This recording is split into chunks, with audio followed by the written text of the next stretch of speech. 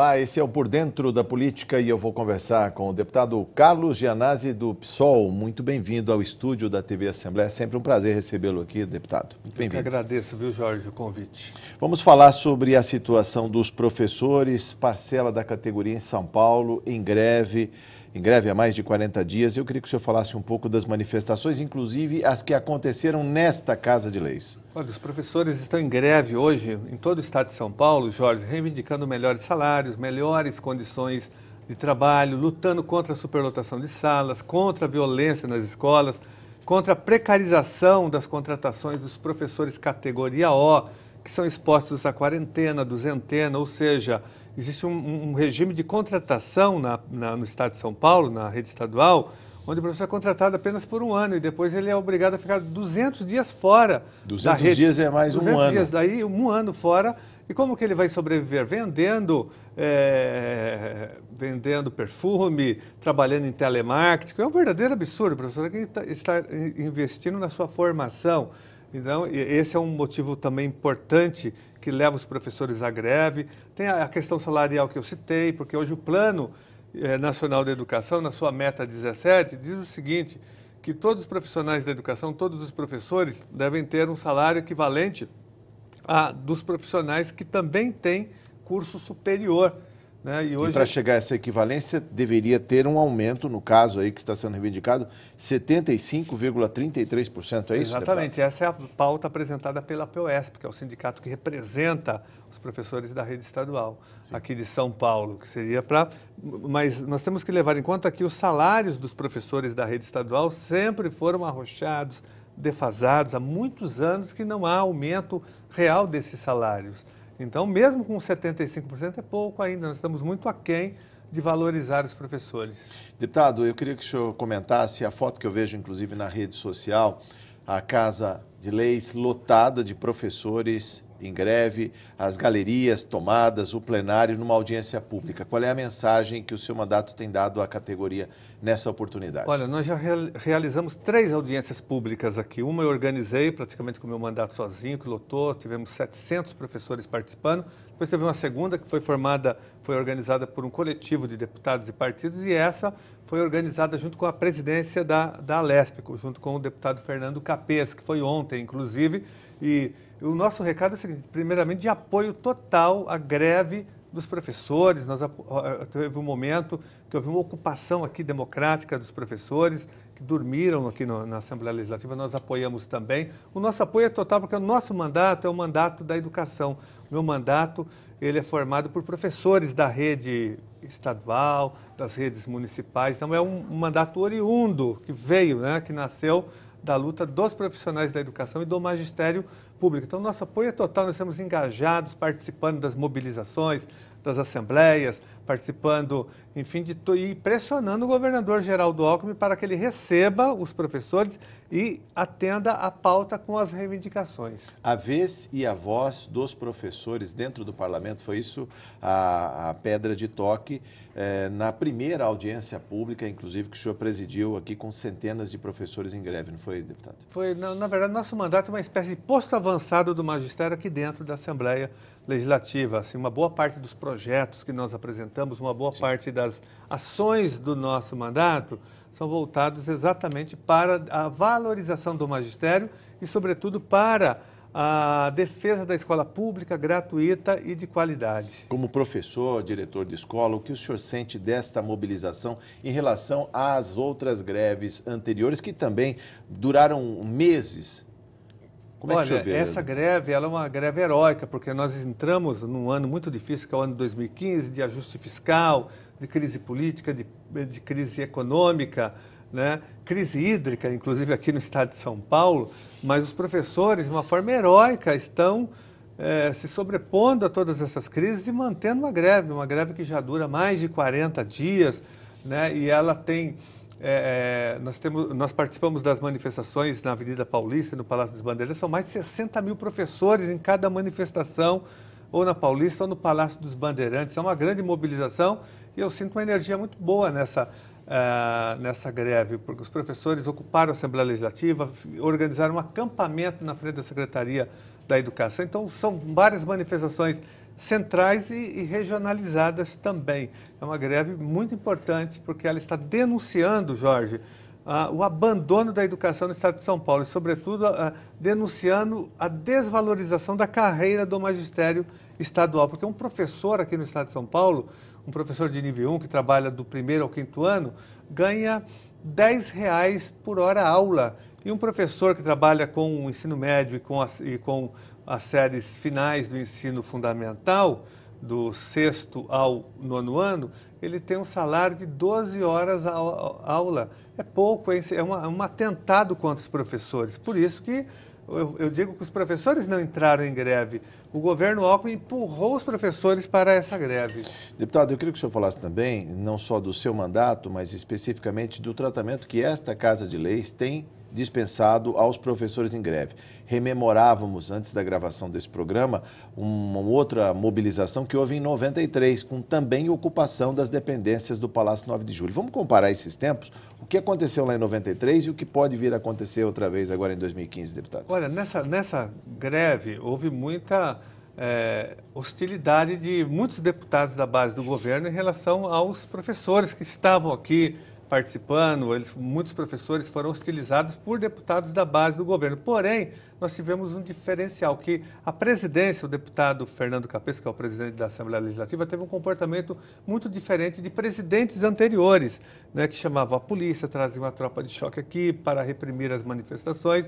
O deputado Fernando Capês abriu o diálogo, abriu os espaços e, com isso, nós tivemos uma boa solução aqui. Tanto é que ontem nós realizamos uma grande audiência pública lotada, que você mostrou a foto aí. Sim. Lotou o plenário. Não só o plenário, as galerias lotadas, o plenário, inclusive as dependências de outros plenários. O Franco Montoro estava lotado, também, lotado de professores, acompanhando pelo vídeo as manifestações do plenário Juscelino Kubitschek, deputado. Nós ontem estávamos com mais de 1.000 professores aqui na Assembleia Legislativa participando dessa audiência pública, e os professores falaram, os deputados também. Agora, o deputado Fernando Capês, ele teve uma posição democrática, um comportamento democrático e republicano, abrindo todos os espaços para que nós pudéssemos, enfim, realizar essa audiência pública. Não chamou a tropa de choque, não usou a repressão policial contra os professores. Isso significa um avanço, né, em relação aos presidentes anteriores que nós tivemos aqui, que sempre utilizaram da força, o senhor lembrou, requisitando o aparato. 93, inclusive. Eu estava aqui em 93, eu era professor da rede estadual de ensino e estava na ocupação aqui. Eu dormi aqui algumas noites na Assembleia Legislativa, mas tinha repressão, tinha um ambiente muito pesado naquele momento e outros também. As dependências do Palácio 9 de Julho não eram cercadas de grades, inclusive? Não tinha? Não, essas grades foram colocadas por ocasião de ferro, foram colocadas por conta da ocupação dos professores de naquela 93. época. E depois, em 2006, teve uma outra manifestação dos professores aqui, e foi colocado vidro separando a galeria do plenário. Juscelino Kubitschek, porque os professores também fizeram manifestações e ocuparam uma parte ali das cadeiras dos deputados. Houve ali um confronto. Então, os professores sempre fazendo história. E agora teve essa ocupação aqui dentro, mas não precisou de grade de mais nada, porque o momento é outro. Pode o parlamento mediar um diálogo da categoria em greve com o governo do Estado, com a Secretaria da Educação? Sim, é isso que todos esperam. A Assembleia Legislativa, a função do deputado, do parlamento, é legislar, fiscalizar o executivo e representar a população. Então, a Assembleia Legislativa tem a obrigação de representar os professores e sair em defesa da valorização dos professores e da sua pauta de reivindicações, a obrigação. Sim. Até porque a Assembleia Legislativa, Jorge, tem uma dívida com os professores. Foi ela que votou aqui muitos projetos contra o magistério. Foi a Assembleia Legislativa que aprovou a lei que criou a duzentena, a quarentena, que criou o professor categoria O. Foi a Assembleia Legislativa que em 2006 aprovou, em 1996, aprovou um projeto destruindo praticamente a carreira do magistério. Então, a lei das faltas médicas, enfim, várias leis que prejudicam os professores, que foram votadas aqui, elas tiveram a participação, logicamente, dos deputados da base do governo. Eu votei contra em todas essas leis que eu citei, menos a de 96, que eu não estava aqui, mas de 2007 em diante eu votei sempre contra e obstruí, entrei com com ação na Justiça, Ministério Público, para tentar revogar essas leis e apresentei projetos de lei também revogando a Lei 1093, que criou o professor categoria O. Então, a Assembleia Legislativa tem a obrigação de fazer uma reparação e defender os professores. Deputado, ainda sobre a questão da greve dos professores, é importante dizer que essa manifestação que a POSP coloca, que não é só o salário, não é só o reajuste de 75,33, que pode parecer absurdo num ambiente de inflação ainda baixo, com espasmos, soluços, vamos dizer assim, inflação aí na casa de 7 a 8% ao ano, pedir 75% de reajuste, mas é para equiparação com categorias de nível superior. Eu queria que o senhor falasse um pouco sobre outras reivindicações elencadas na mesma pauta, e parece que a questão da superlotação de salas de aula, isso... Essa questão aí, esse ponto é fundamental, porque os professores estão sobrecarregados, as salas estão superlotadas, e para piorar a situação, Jorge, o governador de São Paulo, Geraldo Alckmin, agora no início do ano, ele fechou mais de 3.300 salas em todo o estado. Isso sobrecarregou ainda mais as já superlotadas salas em muitas escolas do nosso estado. Além de, então, a superlotação. Eu apresentei projeto de lei aqui diminuindo já. Um eu consegui aprovar, o governador vetou no ano passado. Tem outro que eu apresentei que já está pronto para ser votado. É um projeto que eu apresentei em 2007, e só agora que ele foi para a pauta de votação. Que versa sobre a limitação. Coloca limite de alunos por salas. Nós defendemos que as salas não tenham mais de 25 alunos. Porque 25 alunos. É muito... E hoje tem salas com mais de 50? Tem 40, 50 alunos, até 60 alunos, mas cabem dentro de uma sala de aula? Eles amontoam, né? Se vierem todos também, porque muitos faltam. A sala vira um depósito de crianças. Eu já entrei em escolas onde as crianças sentavam na mesma carteira ou faziam um revezamento rodízio para sentar, porque não tinha carteira para todo mundo. Então, isso acontece na rede, violência nas escolas. Nós temos várias mazelas. A implantação da jornada do piso, que é uma lei federal aprovada em 2008, confirmada pelo Supremo Tribunal Federal, que não é respeitada no estado de São Paulo pelo governador Alckmin, pelo PSDB. Explica melhor o que vem a ser a jornada do piso. A gente sabe que tem um piso nacional de quase R$2.000, 1.900? R$1.870. R$1.870, piso nacional. E nessa lei tem um artigo que também cria a jornada desse piso, que diz que 1/3 dessa jornada de 40 horas é utilizada, esse 1/3 é utilizado para o trabalho que o professor executa fora da sala de aula. Extra classe. Extra classe. O professor tem que preparar a aula, ele tem que preparar avaliações, corrigir as provas, avaliações, fazer leituras, atender a comunidade, ele tem que ser remunerado por isso. Porque o professor não trabalha só dentro da sala de aula, ele trabalha fora, aliás, trabalha muito fora da sala de aula, trabalha no feriado, no domingo, no sábado, nas férias, né, organizando as coisas, organizando as suas aulas, investindo na sua formação, e esse tempo tem que ser remunerado. Então, 1/3 da jornada, segundo a legislação federal, a Lei 11.178, 76 de 2008, ela obriga que os entes federativos, os sistemas de ensino, disponibilizem no mínimo, pode ser mais, no mínimo 1/3 dessa jornada em trabalho extra-sala. Bom, o governador, em entrevista coletiva, recentemente falou que abriu concurso para a contratação de 35 mil professores. Isso, de alguma maneira, não vem acabar com esse estoque de professores categoria O, que hoje precisam dar aula 1 ano, depois se afastam mais 200 dias, a tal da duzentena. Eles podem prestar concurso e, de alguma maneira, serem assimilados? Zera ou não? Isso ajuda ou não, deputado? É uma ajuda, mas não é o suficiente ainda, porque historicamente, Jorge, o Estado realizou poucos concursos e continua realizando poucos concursos. Então, nós temos um número muito grande de professores não efetivos, não só categoria O, mas tem categoria F também, tem professores estáveis, tem uma parte da rede que não é efetivada, não passou ainda pelo concurso público. Então, o Estado vai ter que realizar mais concursos públicos para efetivar, de fato, todos esses professores.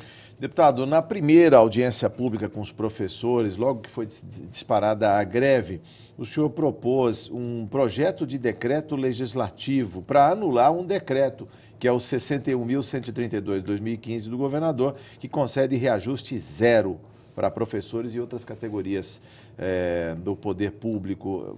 Vamos explicar um pouco o porquê desse PDL, Projeto de Decreto Legislativo, o que significa? Olha, no dia 25 de fevereiro desse ano, o governador publicou no Diário Oficial um decreto proibindo o reajuste para todos os servidores públicos das vantagens pecuniárias, o reajuste nas gratificações, nos abonos, né, para todos os servidores, não só para os professores. O que eu fiz imediatamente, no dia seguinte, eu apresentei um PDL, que é um projeto de decreto legislativo, revogando, anulando, sustando esse perverso decreto do governador, porque é um absurdo.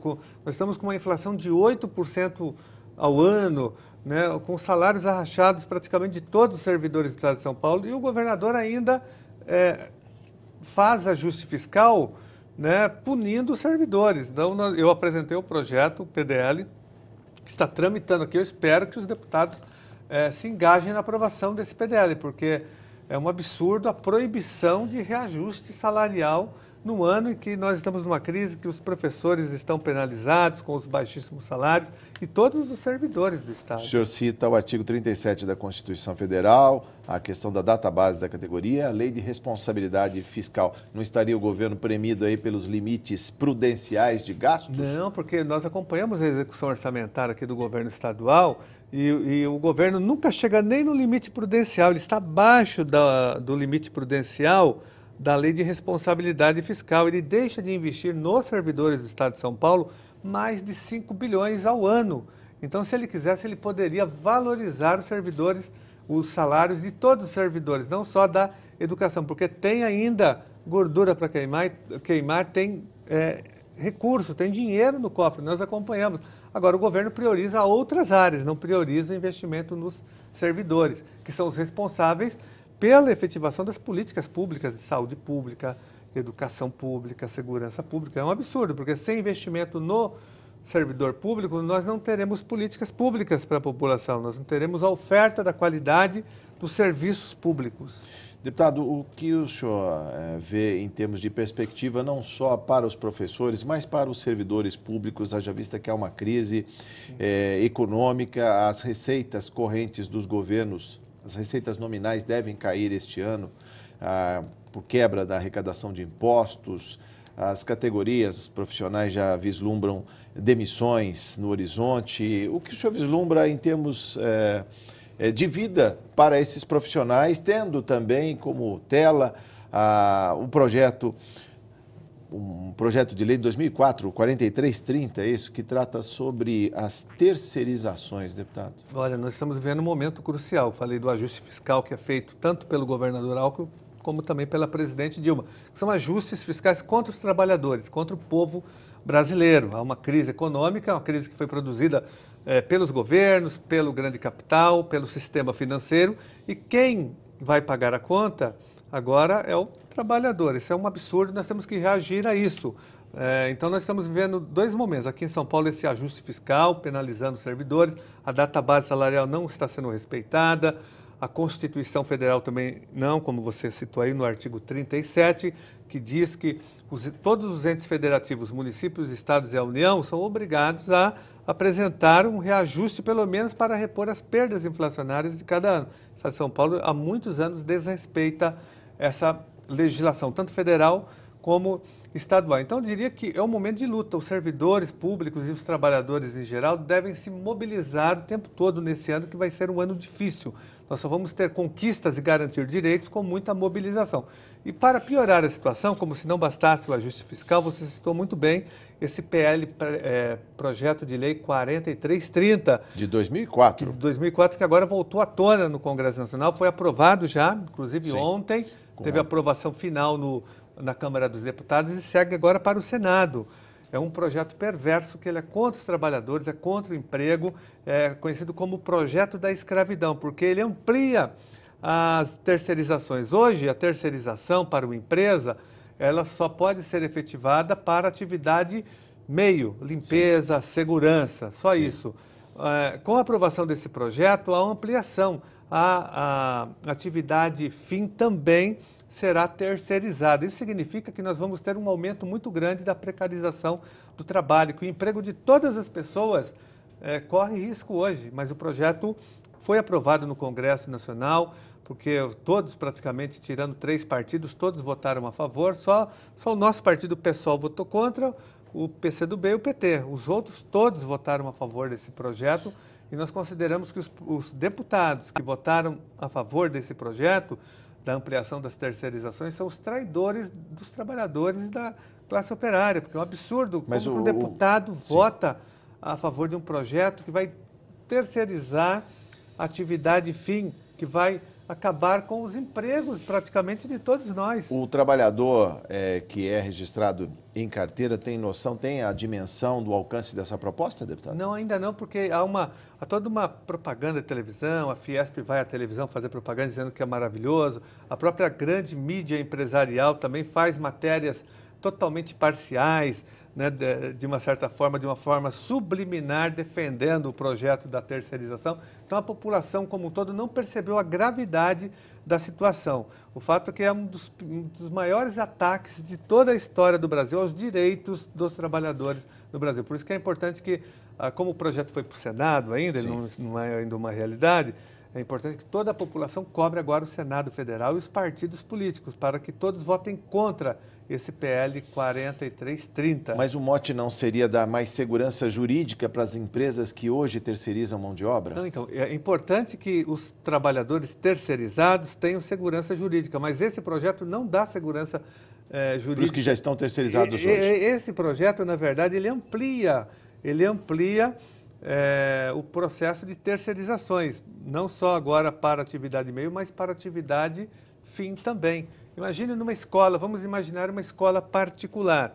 Numa escola particular, há a terceirização da limpeza e da segurança. Sim. Com a aprovação desse projeto, então o dono da escola, o proprietário, vai contratar uma outra empresa que vai ter os professores terceirizados. Ele não vai ter nenhum professor na escola dele, ele vai terceirizar para uma outra empresa. É um absurdo. Contratar de um terceiro a mão de obra, ou pode estimular o que chamam de pejotização, ou seja, Também. Estimular que os trabalhadores encerrem seus contratos de trabalho assinados e assinem contratos enquanto pessoa jurídica? Exatamente, e a pessoa não vai ter segurança nenhuma. É um absurdo esse projeto, é um atentado contra o trabalhador e contra o emprego da forma que nós conhecemos, que tem um mínimo de segurança, um mínimo de estabilidade. Deputado, para encerrar nossa conversa, embora seja foro de Brasília, ou seja, o Congresso Nacional, o que está sendo feito aqui em São Paulo, nesta Casa de Leis e nos mandatos, no seu mandato em especial, para que o trabalhador fique vigilante com essa matéria? Olha, o nosso mandato tem participado de todas as manifestações, nós já realizamos audiências públicas aqui,